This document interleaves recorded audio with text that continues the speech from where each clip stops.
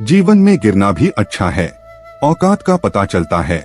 बढ़ते हैं जब हाथ उठाने को, तो अपनों का पता चलता है। जीवन की सबसे बड़ी खुशी उस काम को करने में है जिसे लोग कहते हैं तुम नहीं कर सकते। जब लोग आपसे खफा होने लग जाएं, तो आप समझ लेना कि आप सही राह पर हैं। जब व्यक्ति गरीब रहता है तो अमीर होना चाहता है, मेहनत करके अमीर हो भी जाता है। अमीर होने के बाद पैसों को संभाल कर रखना चाहिए। बहुत व्यक्ति ऐसा होता है जो पैसे की गर्मी को बर्दाश्त नहीं कर पाता, इधर उधर में पैसे खर्च करने लगते हैं। वह फिर से गरीबी के रास्ते पर जाना शुरू कर देता है। इसीलिए दोस्तों, आपको ऐसा नहीं करना चाहिए। पहले पैसे को बिजनेस पर निवेश करना चाहिए और निवेश से जो पैसा आता है उस पैसे से शौक पूरा करना चाहिए। इस टिप्स को आप अपने जीवन में शामिल करें, आप कभी गरीब नहीं होंगे। धर्म चाहे जो भी हो, अच्छे इंसान बनो। हिसाब हमारे कर्म का होगा, धर्म का नहीं। बुरा वक्त आपको जिंदगी के उन सच से सामना करवाता है जिनका आपने अपने अच्छे वक्त में कभी ख्याल भी नहीं किया होता है।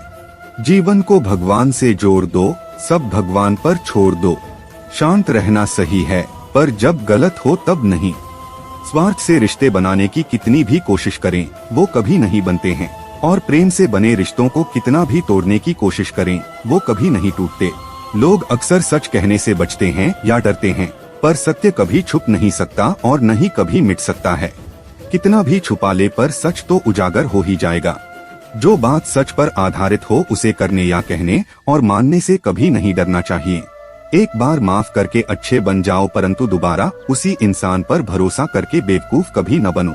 मन की गतिविधियों, होश, श्वास और भावनाओं के माध्यम से भगवान की शक्ति सदा तुम्हारे साथ है।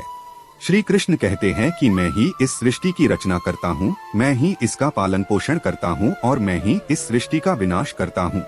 शांति से भी दुखों का अंत हो जाता है और शांत चित्त मनुष्य की बुद्धि शीघ्र ही स्थिर होकर परमात्मा से युक्त हो जाती है।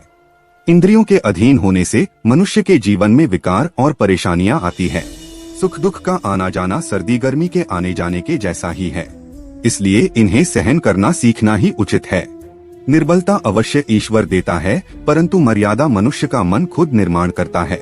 जीवन में वाणी को संयम में रखना अनिवार्य है, क्योंकि वाणी से दिए हुए घाव कभी भरे नहीं जा सकते।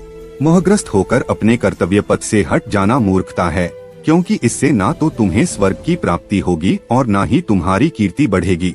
कर्म का फल व्यक्ति को उसी तरह ढूंढ लेता है जैसे कोई बछड़ा सैकड़ों गायों के बीच अपनी माँ को ढूंढ लेता है।